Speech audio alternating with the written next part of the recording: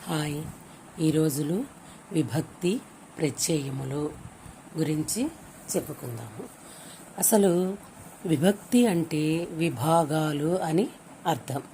విభాగాలు అని అర్థం. పదాల మధ్య సంబంధాలను తెలియజేసే వాటినే విభక్తులు అంటారు. పదాల మధ్య సంబంధాలను తెలియజేసే వాటినే విభక్తులు అని అంటారు. అట్లనే ప్రత్యయము అంటే ఏంటి? పదాల మధ్య అర్థవంతమైన సంబంధం ఏర్పరచడానికి ఉపయోగించే అక్షరాలను ప్రత్యయములు అంటారు. ప్రత్యయము అంటే పదాల మధ్య అర్థవంతమైన సంబంధాన్ని ఏర్పరచడానికి ఉపయోగించే అక్షరాలను ప్రత్యయములు అంటారన్నమాట. విభక్తులుగా వాడబడు పదములను ప్రత్యయములని, విభక్తి ప్రత్యయములని అంటారు. ఇవి 8 విభక్తి ప్రత్యయములు. ఆ ప్రత్యయములు ఏమేంటి అని అంటే అవి నామవాచకానికి సర్వనామములకు తర్వాత ఉపయోగించేవన్నమాట. ప్రథమ విభక్తి, ద్వితీయ విభక్తి, తృతీయ విభక్తి, చతుర్థి విభక్తి, పంచమి విభక్తి, షష్ఠి విభక్తి, సప్తమి విభక్తి, సంబోధన ప్రథమ విభక్తి అనేవి ఇవి 8 రకాలన్నమాట. ఒక్కొక్కటేంటో చూద్దాము. ప్రథమ విభక్తి. ప్రథమ విభక్తి ప్రత్యయములు. ప్రథమ విభక్తికి ఏమొస్తాయి ప్రత్యయాలంటే డు, ము, ఊలు. డు, ము, ఊలు. డుము, ఊలు ప్రథమ విభక్తి. ద్వితీయ విభక్తికి నిన్, నున్, లన్, కూర్చి, గురించి. ని, ను, లా, కూర్చి, గురించి. దాన్ని ద్వితీయ విభక్తి అని అంటారు. తృతీయ విభక్తి అంటే చేతన్చే, తోడంతో. చేతన్ చే, తోడన్ తో తృతీయ విభక్తి. చతుర్థి విభక్తి అంటే కొరకు, కై. కొరకు, కై. పంచమి విభక్తి అంటే వలన, కంటే, పట్టి. వలన, కంటే, పట్టి. అదే షష్ఠి విభక్తి కి, కు, యొక్క, లో, లోపల. కి, కు, యొక్క, లో, లోపల షష్ఠి విభక్తి. సప్తమి విభక్తి అందు, నా. అందు, నా. అట్లానే సంబోధన ప్రథమ విభక్తి అంటే ఓ, ఓయి, ఓరి, ఓసి. వీటిని సంబోధన ప్రథమ విభక్తి అని అంటారు. చూడండి ఇప్పుడు. ప్రహ్లాదుడు విష్ణువుని గురించి తపస్సు చేశాడు. ప్రహ్లాదుడు విష్ణువుని గురించి తపస్సు చేశాడు. ఇందులో ఏ విభక్తి ఉంది? ఇక్కడ చూడండి, ఏ విభక్తి ఉంది? ప్రహ్లాదుడు విష్ణువు గురించి. అసలు ఇందులో విభక్తి ఎలా? చూడండి, ఇదిగో గురించి, గురించి, గురించి. ఇది చూడండి, గురించి. ని, ను, లా, కూర్చి, గురించి. ఏం విభక్తి? ద్వితీయ విభక్తి. ఏ విభక్తి? ద్వితీయ విభక్తి. ఇప్పుడు గనక ఈ గురించి అని లేకపోతే, ఇది అనేది లేకపోతే మీరు ఎలా చదువుతారు? ప్రహ్లాదుడు విష్ణువును తపస్సు చేశాడు. ప్రహ్లాదుడు విష్ణువును తపస్సు చేశాడు. ఇది అర్థవంతంగా ఉందా? అర్థవంతంగా ఉందా? లేదు.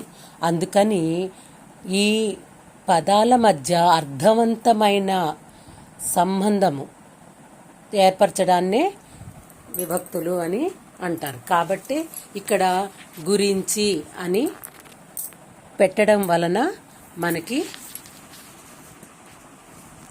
ఇది ద్వితీయ విభక్తి అని తెలిసింది. అట్లానే చూడండి, గాలికి కిటికీలు రెపరెపలాడుతున్నాయి.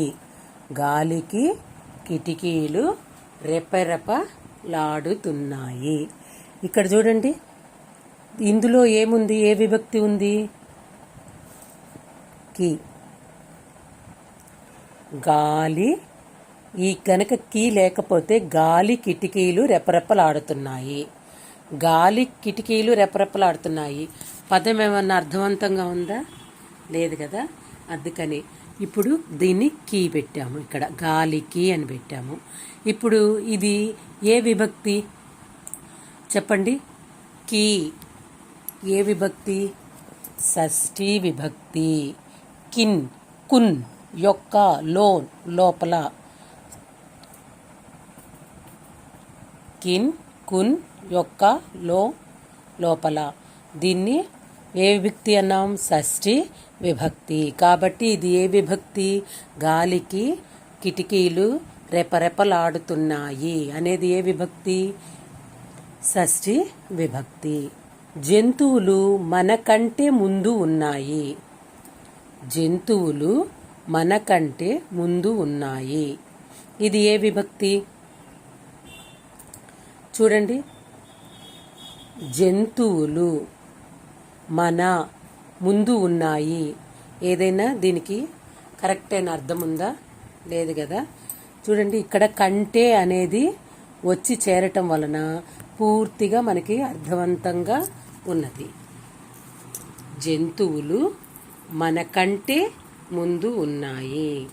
మనకంటే, కంటే. ఇక్కడ చూడండి, కంటే ఎక్కడుంది? ఇక్కడ పంచమీ విభక్తి. చూడండి, ఇక్కడ పంచమీ విభక్తి. వలనన్, కంటే, పట్టి. పంచమీ విభక్తి అని చెప్పుకున్నాం కదా.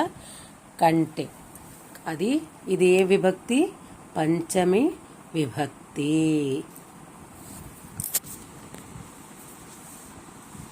నెక్స్ట్, జ్ఞానేంద్రియాల చేత మనం గ్రహించగలుగుతున్నాం. జ్ఞానేంద్రియాల చేత మనం గ్రహించగలుగుతున్నాం. జ్ఞానేంద్రియాల చేత మనం గ్రహించగలుగుతున్నాం. ఇందులో మీరు ఇప్పటిదాకా అర్థమైంది కదా. ఇది ఎక్కడ ఉంది చెప్పండి? ఏ విభక్తి చెప్పండి? ఎక్కడ ఉందో చెప్పండి ఆ విభక్తి.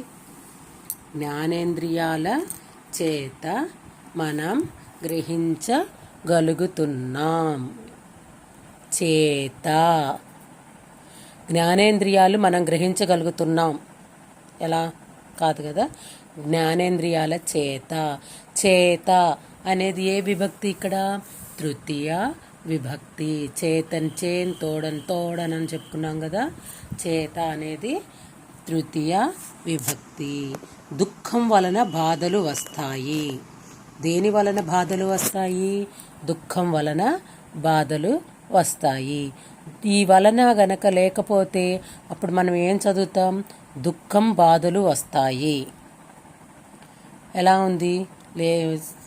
మధ్య సంబంధం అసలు ఉన్నదా? ఈ పదానికి అసలు సంబంధమే లేదు.